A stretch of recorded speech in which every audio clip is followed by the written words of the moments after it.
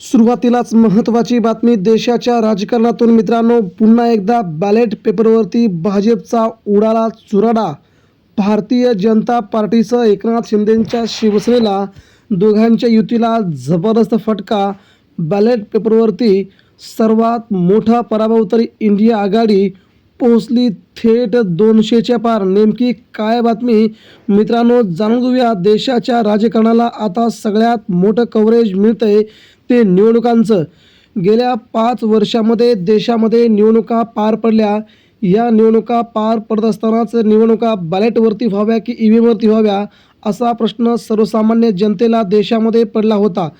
संबंध देशामध्ये EVMवरती निवडणुका होऊ नये अशी इच्छा असताना भारतीय जनता पार्टीने लोकसभेच्या निवडणुका EVMवरती घेतल्या. त्यानंतर महाराष्ट्रातल्या निवडणुका देखील EVMवरती घेतल्या आणि या सगळ्या निवडणुकांमध्ये भारतीय जनता पार्टीला सगळ्यात मोठं यश मिळालं तर विरोधकांचा चुराडा झाला. मात्र आता विषय वेगळा आहे आणि भारतीय जनता पार्टीसाठी नक्कीच ही लाजिरवाणी गोष्ट म्हणावी लागेल. जेव्हा जेव्हा निवडणुका बॅलेटवरती होतात तेव्हा मात्र भारतीय जनता पार्टीचा खूप मोठा दारुण पराभव झाला. हा इतिहास साक्षी आहे आणि तशाच प्रकारचा आता देखील पराभव झाल्याने नेमकं देशामध्ये निवडणुका कशा घ्याव्या असा प्रश्न भारतीय जनता पार्टीला आता पडू लागला आहे. मित्रांनो, BJPची सत्ता असल्याकारणे भाजप म्हणते की निवडणुका ह्या अशाच झाल्या पाहिजेत, कारण की EVMवरती निवडणुका झाल्याच्या नंतर भाजपला मोठं यश मिळतं आहे आणि बॅलेटवरती झाल्यानंतर भारतीय जनता पार्टीला मात्र मोठ्या पराभवाचा सामना करावा लागतोय. भारतीय जनता पार्टी संबंध देशामध्ये एकमेव अशी पार्टी आहे की जिला EVMवरती निवडणुका नको आहेत. मात्र इतरत्र सगळ्याच पक्षांना पाहिजे त्या बॅलेटवरती निवडणुका. मात्र सध्याचं राजकारण भाजपच्या हातामध्ये आहे. भाजपच्या हातामध्ये केंद्रीय निवडणूक आयोग बाहुलं बनलं आहे. भाजपच्या हातामध्ये केंद्रीय सर्वोच्च न्यायालयाचे देखील काही न्यायाधीश भाजपच्या बाजूने निकाल देताना दिसत आहेत. कारण की उद्धव ठाकरे यांच्या शिवसेनेचा गेल्या 3 वर्षापासूनचा प्रलंबित निकाल अजूनही यायला तयार नाहीत. नव्हे तर तो निकाल पटलावर बेंचवर देखील आणायला तयार नाहीत.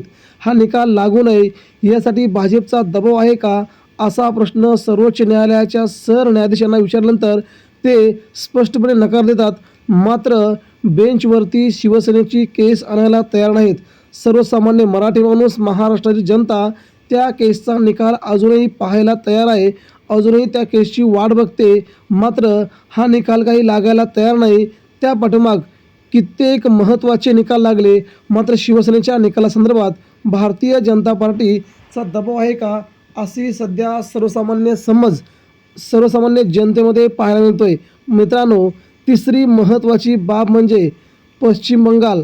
पश्चिम बंगाल या राज्यामध्ये ममता बॅनर्जीने भाजपला सळो की पळो करून सोडलेलं आहे.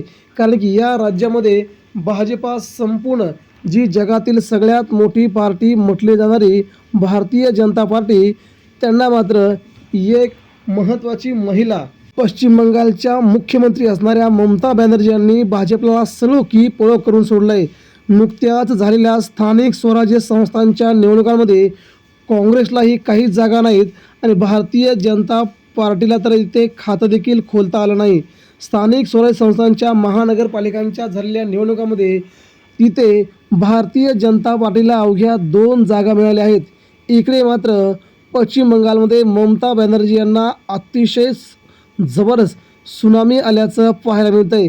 जवळजवळ 116 जागांपैकी जवळजवळ 114 जागी ममता बॅनर्जी यांचा पक्ष निवडून आल्यामुळे बॅलेट पेपर किती महत्त्वाचा आहे हे पुन्हा एकदा देशासमोर आलं आहे. कारण की ममता बॅनर्जी ह्या भाजपच्या कट्टर विरोधक मानले जातात. त्या भाजपला एकमेव लढणाऱ्या मुख्यमंत्री अशा आहेत की भाजपच्या प्रत्येक ध्येय धोरणाविरोधात ते आपली योजना राबवतात. अशाच प्रकारे ममता बॅनर्जींच्या झालेल्या जिल्हा परिषद, पंचायत समितींच्या निवडणुकांमध्ये देखील जवळजवळ 45 जिल्हा परिषद जिल्ह्यांच्या निवडणुकांमध्ये भारतीय जनता पार्टीला 1 जागा जिंकता आली तर इतरत्र 43 जागी ममता बॅनर्जींनी बाजी मारत काँग्रेसला देखील एका जागेवरती मोठं यश मिळालं आहे. म्हणजे ममता बॅनर्जी यांचे जवळजवळ 1456 नगरसेवक, भाजपचे 43, काँग्रेसचे 38 अशा प्रकारे सगळ्यात मोठा फरक आपल्याला दिसतोय. म्हणजे EVMमुळे जी ऐवजी बॅलेटवर जर निवडणुका झाल्या तर मात्र भाजपला खूप मोठा दणका प्रत्येक राज्यामध्ये बसताना दिसतोय. त्यामुळे संबंध देशामध्ये आता बॅलेट पेपरवरती निवडणुका व्हाव्यात अशी मागणी आता सगळीकडून जोर धरू लागली असून या मागणीला सगळ्यांचा पाठपुरावा सध्या दिसतोय. त्यामुळे आगामी काळात भारतीय जनता पार्टी देशाच्या सत्तेतून बाहेर जाणार का याकडे आता सगळ्यांचं लक्ष लागलं आहे. कारण की EVMवर जर निवडणुका झाल्या तर भारतीय जनता पार्टी पुन्हा एकदा जिंकेल, मात्र बॅलेट पेपरवरती BJPला कोणीही जिंकू देणार नाही हे मला नक्की. धन्यवाद.